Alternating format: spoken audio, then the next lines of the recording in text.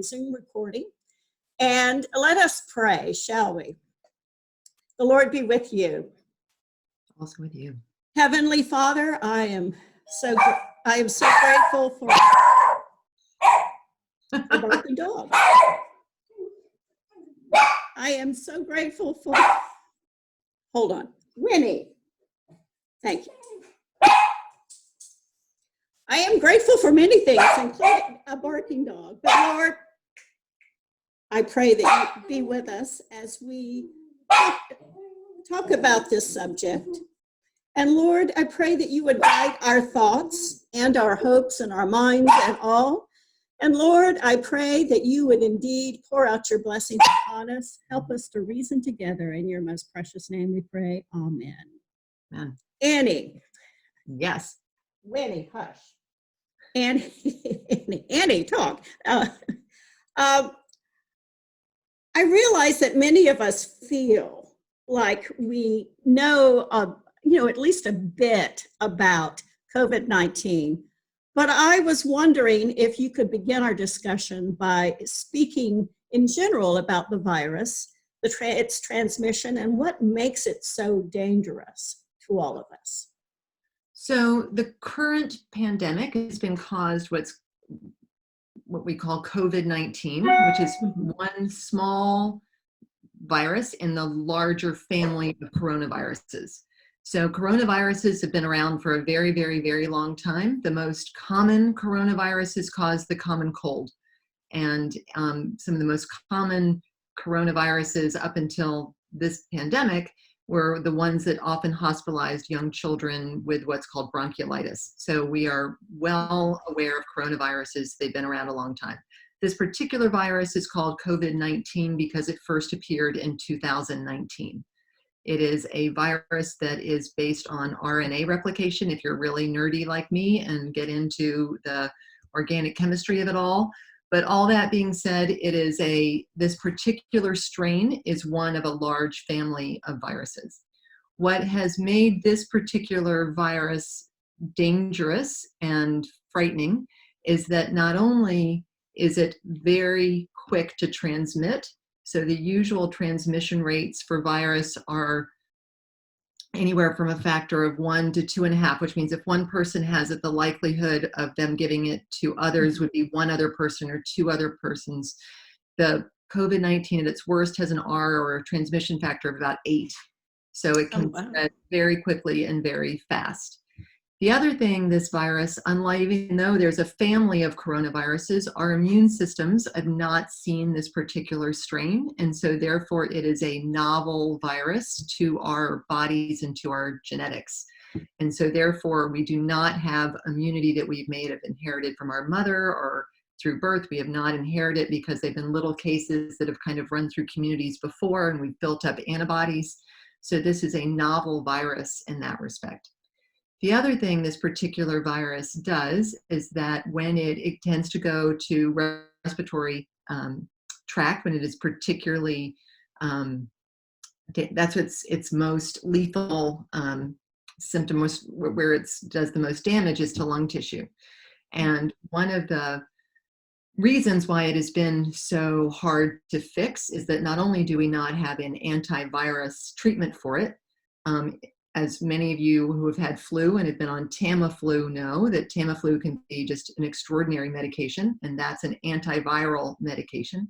We don't have a lot of antiviral medications. If you remember, bugs, things that get us sick, are divided into several different categories. One is bacteria, and we fix bacteria with antibiotics, which basically means antibacterial. Then there are other illnesses that are caused by fungi and yeast and all that, all of which we tend to have great medication for. But viruses are much harder to fight, not only because they are just so small, but because they tend to infect cells and lie in them, which makes it harder for them to attack. So when the virus does get into high risk lungs, and that goes back to people who are most at risk, the lung tissue tends to have a very exaggerated response. So rather than kind of have localized infections the way a bacterial pneumonia would, This virus just tends to take it goes through all through the lung tissue, which is why it has been so deadly. So when you say it can lie in the tissue, are you talking about it just sort of gets in there and sits for a while, or? So viruses, if you think about the large family of viruses, if anybody's had shingles, has anybody had shingles? Wave. No, how fabulous. Okay. So shingles is caused by the same virus that causes chickenpox. And when you have chickenpox, you actually kind of work through the illness, and then the virus that causes chickenpox lies dormant in cells and comes back years to decades later as shingles. So you don't actually eradicate the virus, it lies dormant and comes back. We do not think that's true of COVID-19. Okay, good. A little bit more like the influenza virus. But in other words, whereas bacterial illness, I know anybody who's had kids in school, when one kid gets strep, usually 3 or 4 in the class get it, and it kind of spreads, and it does it very quickly. This virus tends to lie for a while until it builds up a mass that gives you symptoms, and it also can be completely asymptomatic. So it's a little sneaky when it comes to viruses, which has made it hard to detect and hard to contain. In terms of people who are at high risk, going back to the original question, those would be people who don't have great immune systems, whose antibodies aren't terrific, or who are on treatment to suppress their immune system. So those are people who are on immunologic steroids and things like that for a various number of conditions. And the other people who would be at risk are obviously people with lung disease, complicated asthma, or complicated immune systems. And as we age, our immune systems are not as effective. So that's why older citizens seem to be more vulnerable to this virus than the young. In fact, amazingly, swine flu came through about 12 or 13 years ago, and the first place it hit was summer camps, and it was devastating to young kids, teenagers, and actually kids in their 20s and pregnant women. That was what that virus really tended to attack. This virus is very different. It's really not causing a lot of disease in children, which is wonderful, but it is kind of hitting a different population much harder. So talk to me about the asymptomatic cases. I guess I don't understand. How is it still through our particles that we're breathing, sort of off, or exactly how are we passing that if we're asymptomatic? And I think this is what's made this particular virus really challenging. They did a random study in New York last week, and they swabbed 3,000 people without any symptoms at all, and 20% of those in New York City had virus. Oh, wow. No symptoms, zero, wow. Not a runny nose, not a fever, not a cough. We know that viruses can do that, and that's how they spread. Some people manifest symptoms very dramatically, others don't. I have friends who live in New York, and the mom and dad had sore throats, no other symptoms. One child had no symptoms at all. One had a headache, and one had a fever for 14 days. Wow. So it's a real mystery, because it doesn't create the same symptoms universally, which has made it much harder to contain. So they pass it just being in contact? It the same way. It's still living in our respiratory. It's in our, so when they swabbed for that virus, they did the nasal and oropharyngeal swabs, and lo and behold, it was there. So if they sneeze or cough and do all that, they are putting those little respiratory droplets into the world. It makes chickenpox seem so lovely, doesn't it? Because you could tell who had it. Yes. Very easy. You don't. There's a beginning and an end with that. Beginning and an end. And now we've got this really invisible enemy, which has made it dramatically harder to take care of. How long do you think asymptomatic cases can be infectious? I mean, how? So currently, the incubation rate, so that's usually the time that you've been exposed to the time that you would manifest symptoms, is on average 4 to 6 days. So you can be building the virus. You can have been exposed, but for the contact that gave it to you was 4 to 6 days before. That's average. However, you can manifest symptoms up to 2 weeks after that infection rate, which is why the quarantine standard has been 2 weeks.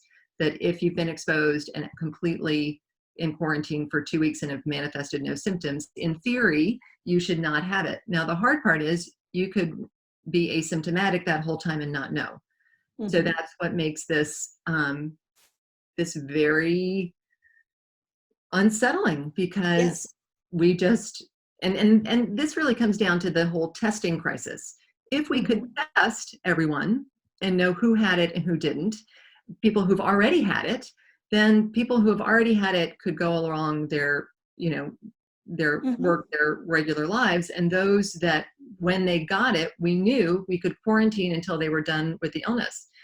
But right now, because we don't have that knowledge, we are really handcuffed in terms of how to control the disease. So obviously sheltering in place and social distancing, which I like to think of more as physical distancing, because obviously we all need to be social. We Absolutely. all, that's part of our humanness. But our physical distancing helps dramatically curb that spread, because we're not within that reach of that respiratory droplet.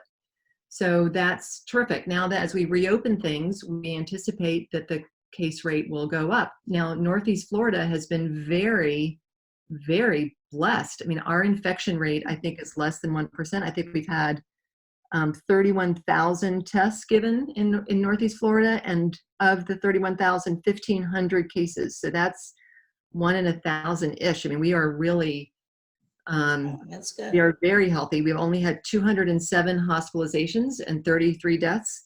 So we are in a remarkably healthy part of the world. Who knew we'd be so grateful for not having an advanced public transportation system and being as spread out as we are.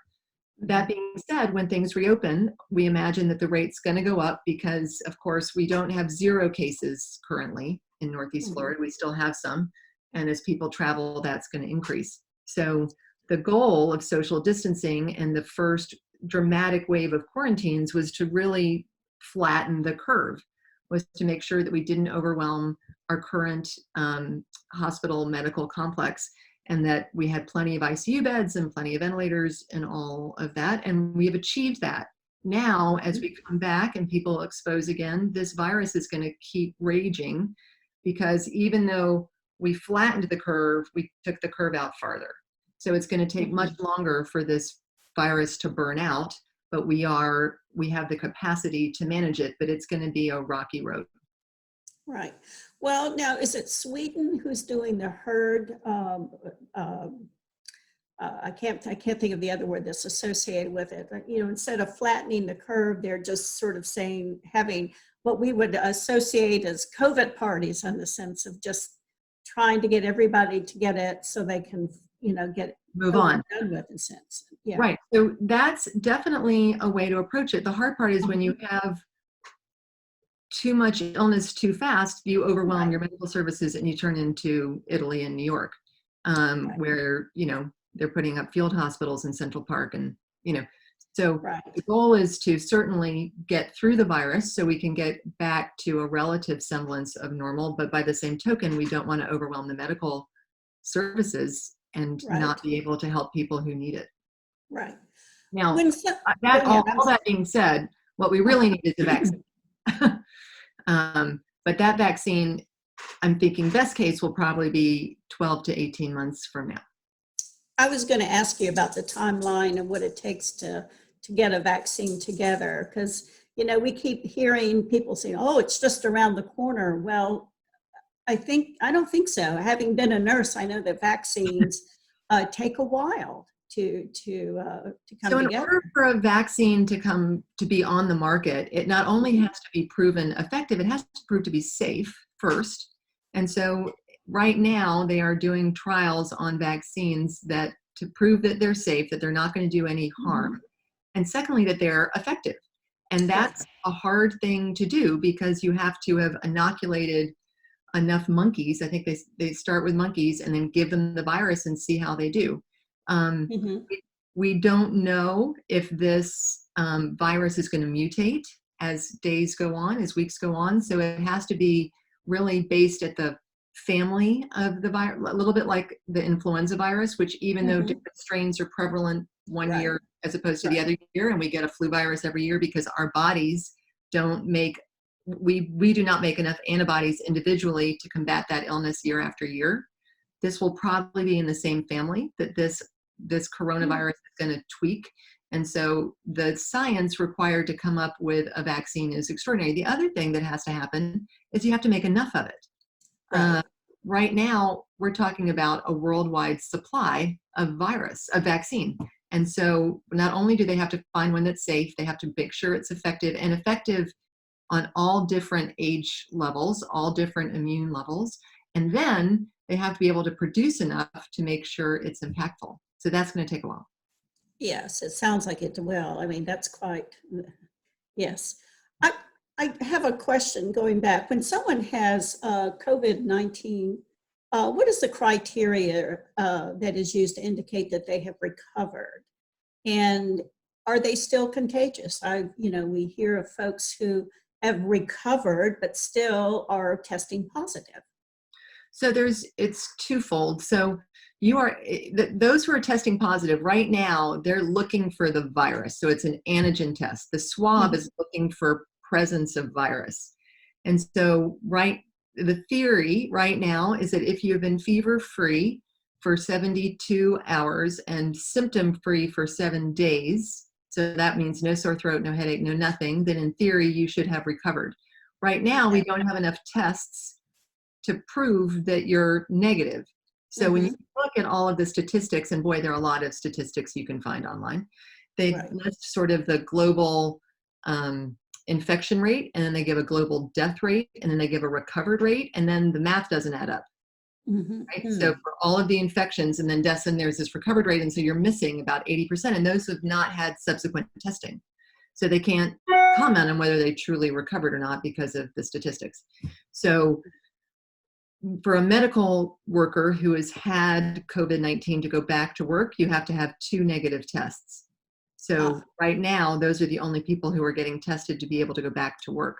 Once we have readily available testing, then I think that will happen all day long. And I think we'll probably have the testing before we have the vaccine. So what we're anticipating in our office is that we're going to be swabbing people all the time. I think before you have a surgery, before you go to school, probably before you go to summer camp, they require testing. So I think that will become a new normal. At least if we get the vaccine. Yeah. Can't you, but right at the moment you can't, like for instance, I don't have any symptoms, but I cannot go and get tested. Is that correct? That is correct. So right now, in order to get a test in Northeast Florida, you have to have fever, cough, plus minus shortness of breath, and either a contact or a high suspicion. Now, I've been able to order testing for families, but they still have to go through, I can give them a lab slip, but they still have to go through the Telescope Health and the various online registration forms for the testing sites. And the testing site can say, no, I don't think you have, qualify for a test. And again, that goes back to us being at a real loss to know who in fact is sick and who isn't, or who's carrying it, who's contagious and who isn't. I have a question from Melody here who says, how concerned should we be when we read about the virus mutating? We don't know. I'm not terribly concerned because there's a lot we don't know, but what we do know kind of as you look around the globe is that the places that have had the virus and it's coming down have not seen another increase in cases with a new strain. So right now, the mutation risk is not considered huge. But as you know, the flu virus mutates from season to season. So it's in the process of making a vaccine, they have to worry about it. In terms of the reinfection rate right now, that is not considered, from what I've read, a huge concern. Well, we're expecting probably a second wave, are we not, in the fall when all of these flu viruses come back? I think we'll get a new wave in the next month. Oh, okay. Things. If we put the beaches and open restaurants, as soon as we lose that social distancing, that rate's it's going to come back. It's going to come back. So, and then we can expect another one in the fall. Is that correct? When people are closer together? I think this is going to be sort of a whack-a-mole situation. I think it's waxing and waning. We don't it's the great unknown. And the hard part is that a lot of the decisions were made from the public health standard were created without hard data. So they were based on the models from China and from South Korea, in terms of how the infection spread and at what rate and when control measures were placed. A lot of it was based on information we used with the Spanish flu in 1918. So many decisions have been made with imperfect data. So that when you make a public health decision without data, it's real hard to change your mind because you don't have data to support that change. So in a perfect world, you would have 0 cases and then you would know it was dead. But that 0 cases could be 4 to 6 months from now in the economy. We just can't live that way. So there's going to be risk inherent in all of these decisions. I have a question. I want to turn a little bit to our children. What would you recommend? How should we talk to children regarding the pandemic, and how can we explain it? So kids get germs, they've been told to wash their hands, and it makes me sad that we'll probably never sing head and shoulders, knees and toes again, eyes and ears and mouth and nose, because it's just one big self-infection. But that aside, kids understand germs. They've seen their friends get sick and they leave school and they come back. So they understand that germs exist, and that part of being germ warriors, being germ superheroes, is washing our hands, covering our faces, not touching our mouth and nose. They understand that process. I think the hard thing to understand is when people are sick and they can't see their friends. So usually when kids are at school and somebody gets sick, they leave, everybody else stays. This situation is far different. We've all left in order to protect those in our community that are the most vulnerable. So I think for young children, and of course, any information you give to children depends on their age, their maturity, and your personal situation. So I think being honest, and a lot of, I don't know, but this is what I'm hoping and praying for. And this is a confusing time for all of us, but the best thing we can do is know that there are God's looking out for us, and kids and doctors and everybody are working together to make sure people stay as safe as they can. Should children wear masks out in public? I know that they're saying that adults definitely should, but so the hard part is that, again, this goes back to the asymptomatic carriers, is that if you wear a mask and you cough, you're less likely. I mean, masks really are they don't protect us as much as they protect what's coming out of us. So, and kids, they're the ones who, lick shopping carts, right? I mean, this is being a child. They learn by touching and tasting things and rolling in dirt, and this is all part of childhood. So I think to the extent that a mask is a deterrent, that's great. Now, does it need to be a N95? No. It's just a really way to keep you from rubbing on things and then moving it around. So, and I think that's, in Asian culture, people wear masks when they're sick. That's a normal part of Asian culture, so that they are not prone to cough or sneeze into public situations. So I think, at least for the short term, wearing a mask is fine. Okay, great. I also think they look like pirates, or Lone Ranger. Yeah. Do they need to be as concerned about social distancing from one another, or? Yeah, kids are. That's how things get spread. Okay. Those kids just love on each other, and they lick each other. They take it home to mom and dad, and then they take it home. And again, these kids are not symptomatic. Blissfully, mercifully, we've had no admissions to Wolfson for COVID, none, which is extraordinary. We've had, I think, fewer than 10 cases in and out of the ER. So kids, if they're getting sick, it's rare. More likely they are asymptomatic, they have a sore throat, they have a little runny nose. We thought it was oak pollen, or maybe they're sensitive to grass or whatever, but generally they're the ones who spread things to others, not so much get sick in this particular pandemic. Yeah, okay. What about emotions. I mean, I'm sure some kids may be acting out. They're not used to homeschooling. They want to go see their friends. So I'm sure some of them are anxious or depressed or sad and anger. How can parents help our children deal with this? Because Well, I've heard it said by many, many, that this has not only been a pandemic of disease, it's been a pandemic of fear and anxiety. Oh, And yeah. as parents, when children go through things that are frightening or anxiety inducing, we've usually been through it first, right? We know we've been there when we failed a test or not done well on a spelling assignment, or when we had our heart broken or didn't get asked to somebody's birthday party. We've weathered those storms. And so when we counsel our children and comfort our children, we are doing that from a perspective of been there, done that. This is entirely different. We have not lived through this. We have not processed this level of global anxiety and fear. And certainly we're looking to our children with the same sort of, we don't know how to help this. We don't know how to comfort you. What children do, and we all do, thrive when we are in routine, when there are fewer unknowns.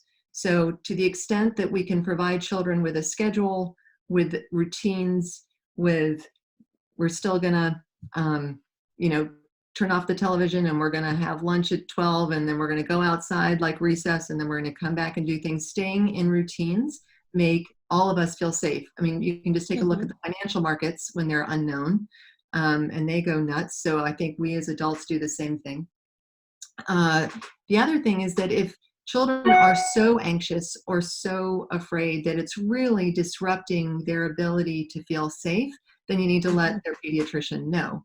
In the last 2 weeks, I've seen lots and lots of children with significant anxiety. And so we've really had to do a lot of counseling and a lot of positive intervention. So if somebody is really not able to settle or is really going beyond, then you need to let somebody know, and adults as well. Okay, thank you. All right, I'm going to open it up now. I'm going to unmute you all. And so therefore, let me see.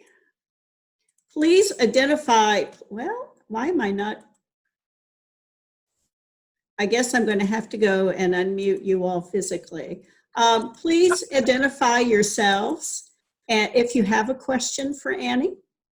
And hold on, I am not sure why. There we go. Okay. Most are Annie, unmuted. it's Nancy Burrows. Hey, sweetie. How are you? Good. You've done a great job. Today, I was talking to some friends on the phone.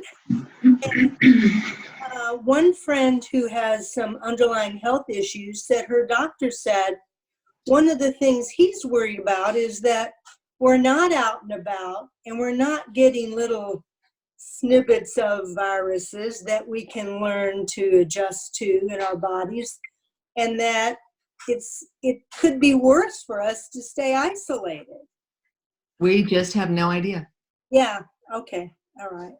And, So and, I guess and he was that's where vaccine is helpful, right? So what that physician is intimating is we need some antibodies, right? What we don't know is how our body is going to react to that virus. How do you get just a little bit? Yeah. So that's what a vaccine is designed to do, is give just a little bit. Well, I think he was suggesting that she should get her flu shot very early this year to protect herself even more, which is probably good for all of us as soon as it comes out.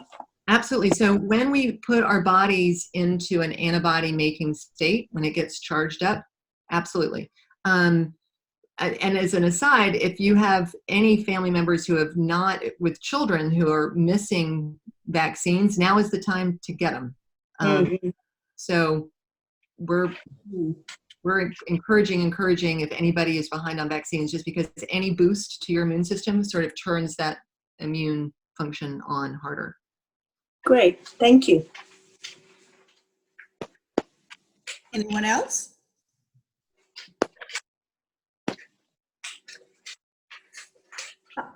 Go ahead. Abby. Okay. You need to unmute yourself. Yes, I'm unmuted now. Okay. Okay, so I have a question. I have been reading, of course, some different warnings about different scenarios. So for example, asthma.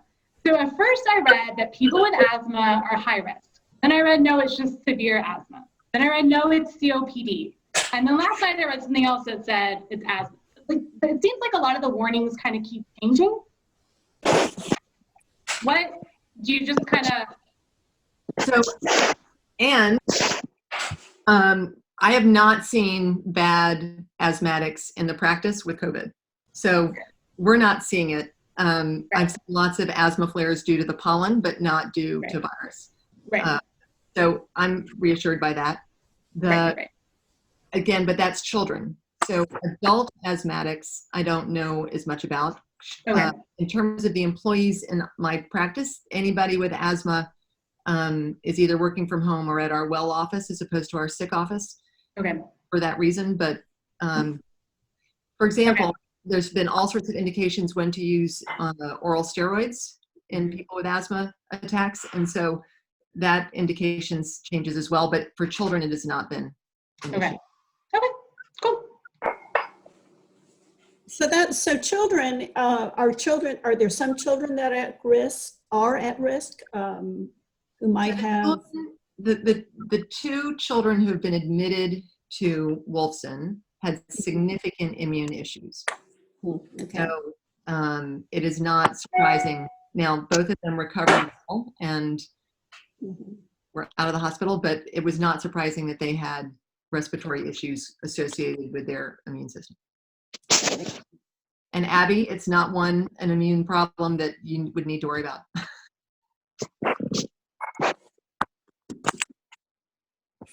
Are there any other questions? People. Catherine, do you have a question? No. It's copper. What? Bob? Yeah.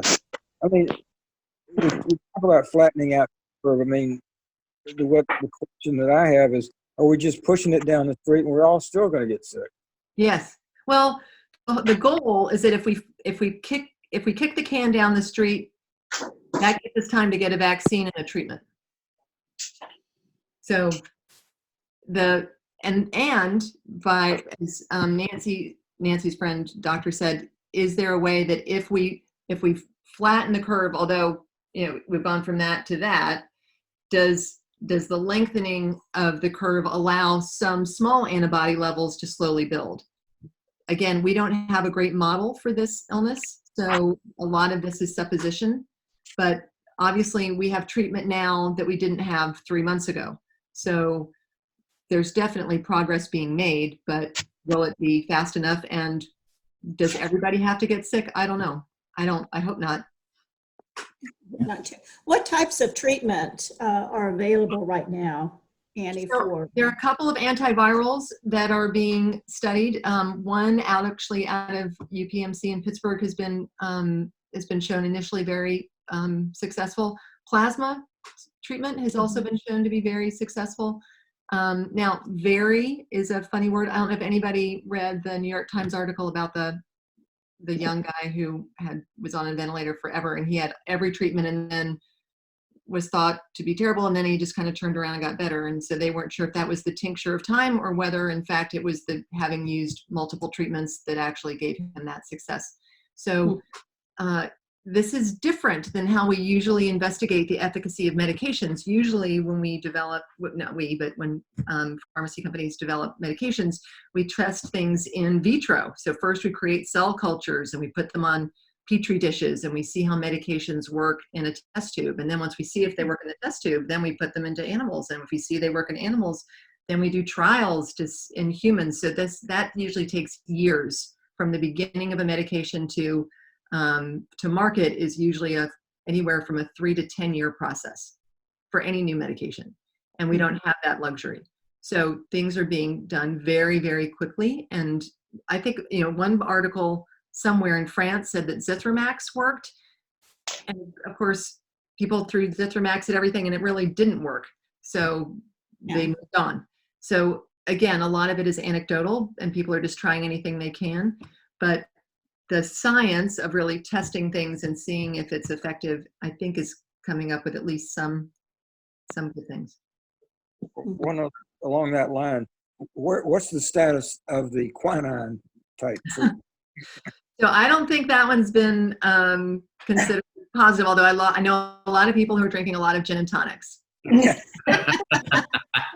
But they are embracing that quinine. Embracing that. It's funny, you know, people have looked at malarial drugs. They've looked at the drugs we use for Ebola. They've used it, drugs that we've used for all sorts of things. I mean, everybody is really pulling stuff off the shelf to see what might be able to be really effective. What we do know, and I think this is encouraging, is that if you can catch it early and provide respiratory support at a very early infection rate before people kind of hit the wall, that people are in fact getting better. So there's certainly the fact that we have, I think, Florida has an abundance of ICU beds. We have an abundance of ventilators. So we should feel pretty confident that if one of us were to get sick, there are resources there to help us. Oh, that's good to know. Yes. Hey, Annie. Thanks, Thank you for doing this. So the conversation seemingly this week has changed a bit. So the conversation now is about reentry, reconstruction, kind of getting the economy back. And you're hearing more talk about going back to work and what does that look like. Do you have any sense now of, you know, if you were advising an organization, do you have any kind of sense for how you would proceed with that reentry? Gingerly. Okay. You know, I think of the Winston Churchill quote when he was at the end of towards the end of World War II, when he said, "This is not the end. It's not even the beginning of the end. It is perhaps the end of the beginning." Okay. I think we're at the end of the beginning. And so the reentry is going to be challenging because we don't know if we speed it up, do we go right back and suddenly we're going to have to social distance again? You know, we're going to have to do the stay-at-home order. I think the staying 6 feet apart, not congregating. I've been told that there'll be restaurants that will have restaurant rules, will be no more tables can't be bigger than 6. They have to be 10 feet apart. They can't set the table before you sit down. Summer camps are talking about that if they're going to be in session, people have to drive there. They can't take an airplane. They have to have been quarantined for 2 weeks before. I mean, in other words, I think people are going to do their best at coming up with rules of engagement, like any war. And this is definitely a war against a microscopic, invisible foe. But I think those are all going to come out from a public health standpoint. I think the distancing is still going to be important. The hand washing, I wouldn't blame people for wearing masks for a long time. I think we're just going to have to wait and see. I think once we can really test people, I also think that I hope that we'll be able to get into what they call contact tracing, where once we know who has it, we can really isolate the infections and let people know about them and who's been exposed and who hasn't. So we'll be able to be much more specific about distancing and rules than sort of. Just because just randomly pick him. I don't know. See, I don't even know why our face isn't there. Well, that's okay. Don't Yeah. make sure we're not lying. We are. Okay. Okay. Sounds like we are. We are. Any other questions? To go back to Greg, you know, we've started looking at what we will do as a practice, and for those of you who don't know, I realize it's kind of getting dark in here. Like kind of dark. That we've started looking at what we'll do when the stay-at-home order ends. So we have many employees working from home, and do we have to take temperatures when people walk in the door? Do you have to sort of do every time I walk into St. Vincent's, I have to fill out an online form. And I see babies there every morning that tells that I have to pledge that I have no fever, have no cough, have no shortness of breath. And as I walk through with my ID, there's a security guard and a nurse who basically, if I coughed, would pull me aside and, you know, take my temperature. When I go into Baptist, there's a tunnel with those infrared thermometers. So as I walk down the tunnel, they're figuring out if I have a fever or not. And alarms go off, and it's active. So that's so people can get into the hospital. I imagine that big corporations and places where there is a lot of volume, and how would you get in an elevator with social distancing? I don't think you can. So I think there are going to have to be certain measures that either people will have to pledge, and hopefully no one's going to lie, or that are going to have to be imposed by the corporation just for risk management. We haven't even talked about church. I know. I miss you all. Oh my goodness. We truly miss. I tell you, seeing empty pews is not a happy thing. It's not a happy thing at all. Well, what about schools? Bevel, maybe do you have something that you might add, or you're going one little bit at a time? You need to unmute yourself.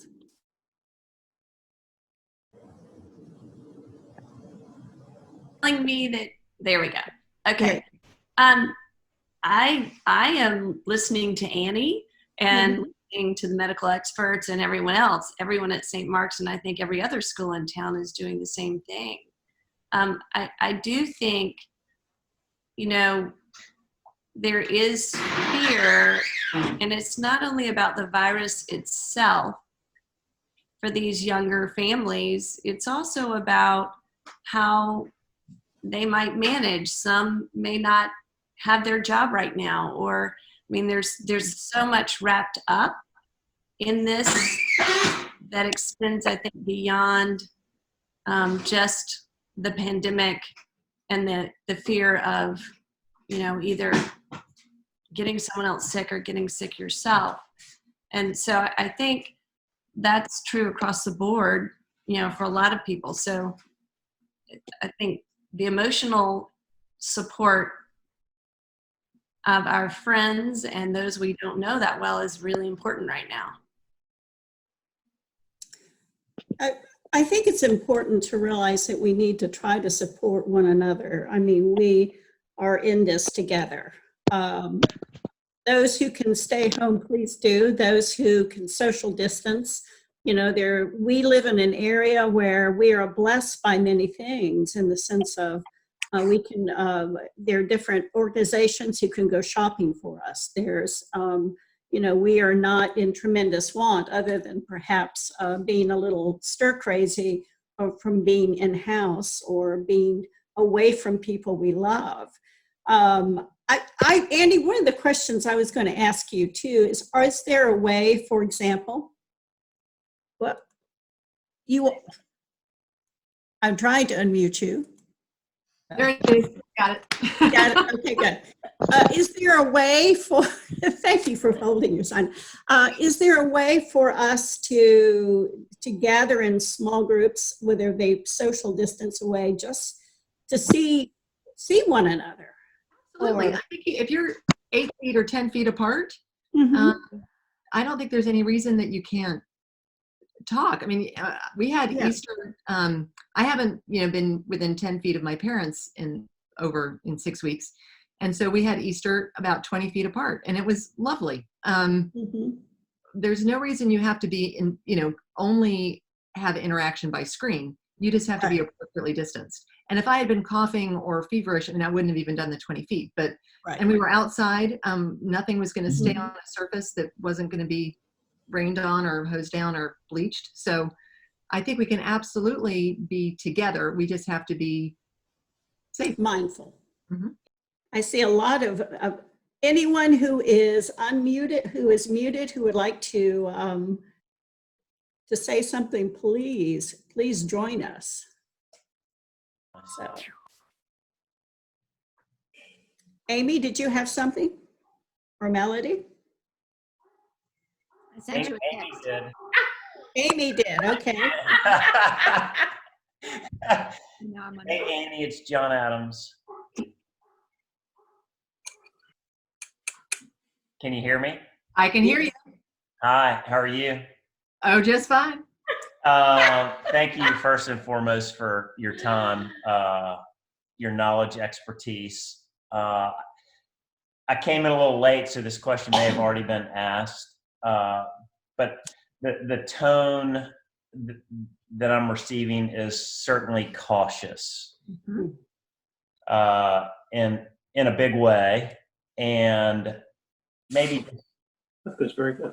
the difference between, maybe if you could, the common flu per year compared to this, and put this in perspective compared to the common flu that we face every year and have a flu shot that we could choose.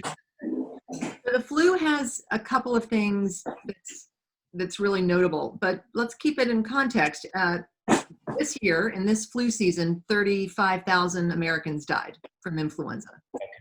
Okay, so it's a killer. Now, this virus has outstripped that, and very shortly. So usually the flu season runs basically October-ish till March, April, and those flu deaths are spread out over that time. So this is unusual that we've had 50+ thousand deaths in a very short amount of time. The flu virus has a couple things going for it. The first is, and this sounds kind of extraordinary, but built into our genes is some level of flu resistance. So every time one of our ancestors came across the influenza virus and beat it, our genes had to adapt. So our physiology created those antibodies into a certain amount. We inherit antibodies that are generations old. When we are children, babies, as soon as they're born, have a healthy load of their maternal antibody, their mom's antibodies when they're born. They slowly kind of peter out by the time 6 months, which is why we vaccinate babies early, so that their antibodies are on the increase as their maternal antibodies wane. The other thing the flu virus has going for it is that we have a readily available, inexpensive test that can be performed in an office. So we have ample testing. We know who has it. And when we find out who has it, we have a readily available oral treatment that can do wonders if started at the right time. So we've got the ability, we already have some natural immunity, we have a readily available test, and we have a very effective medication. Right now, we don't have any of those three for COVID. So that's why this has had such a dramatic response as opposed to the influenza virus. Now, the other thing about flu is that we have the vaccine. The vaccine is imperfect because obviously people still get flu even if they've had the flu shot, but the people who've had the flu vaccine do not get as sick as those who do not get the flu shot. So it does have an effect on our antibody response to a viral infection, to the influenza viral infection, but it isn't necessarily perfect. So as pharmacies or pharmacological companies are trying to come up with this new vaccine, what they're trying to do is make any sort of antibody response, but they want to make sure that it's effective. Does that answer the question enough? I'm not sure. Yes, thank you very much. Thank you. All right, I think we have time for one more question. Anyone have a question? Yes, cancer. It's very interesting. Well, if not, Annie, I just want to thank you so much. Anytime. Oh my gosh. I think you really helped us to understand the COVID virus a little bit more. And, there's certainly more to this medically than we can truly grasp on the news or even reading in the newspapers. And so I want to thank you so much for your time and for you being on the front line. We cannot thank you enough. And Melody has I'm written. glad you all haven't seen me in my scrubs, goggles, and mask. It's a little intimidating, I have to say. Yes. So I truly, truly want to thank you so much for doing this. And we may call upon you again, maybe at a later date. Annie, So I thank you. Thank you so much. Thank And I you. want to thank all of you for being here. This is just wonderful. I'm so glad that you are here and that you've had questions. And I hope that if you have further questions, that you could probably email Annie or just email me and I'll get in touch with her and we'll see if we can get you an answer. How about that? I want to go ahead and since I myself forgot to hit the record button, I wanted to say welcome to everyone to the webinar, and I'm so thankful that you are doing this. Next week, we are planning on having Laura Lee, who happened to be in Guatemala when the COVID struck there, and so she has quite a bit of adventure to tell us. So I hope that you'll join us then on that. And I wanted to, again, since with Annie, I didn't get a chance to really go over her credentials since I didn't hit the record button. I'm going to do that. I don't think they're worth talking about. Yes, they are. They're incredible. They are incredible. So I'm going to finish with that. I'm going to leave the meeting. Okay, you can. You all can leave the meeting because I'm about to end it. So thank you very much. And I'm going to go ahead and say that. And you may leave the meeting, but again, thank you so much. Bye, everybody. God bless. God bless you. Dr. Egan has an incredible resume. She joined the Carruthers Pediatric Group in October of 2003. She grew up in Jacksonville, Connecticut, and Hong Kong. She attended Yale University School of Medicine and completed her internship and residency in pediatrics in the Children's Hospital of Pittsburgh. She served 8 years with Allegheny Pediatrics in Pittsburgh, Pennsylvania. She was also an associate clinical professor of pediatrics for the University of Pittsburgh Medical Center, and she is board certified in pediatrics. In Jacksonville, she has been doing quite a lot. She's been served on the board of Jacksonville's Children's Commission, JCCI, and PACE Center for Girls. In addition, she's been on the management teams of Jacksonville's Children 123 Inquiry and Jacksonville's Mental Health Inquiry. And we are so thankful that she was with us this evening. And I hope you all again will come again. And welcome to St. Mark's webinar. If you have an interest in, well, not an interest, but if you have a topic of interest that you might like to discuss with me and would like to see discussed, please get in contact with me. So blessings and peace, and may the Lord be with you. Amen.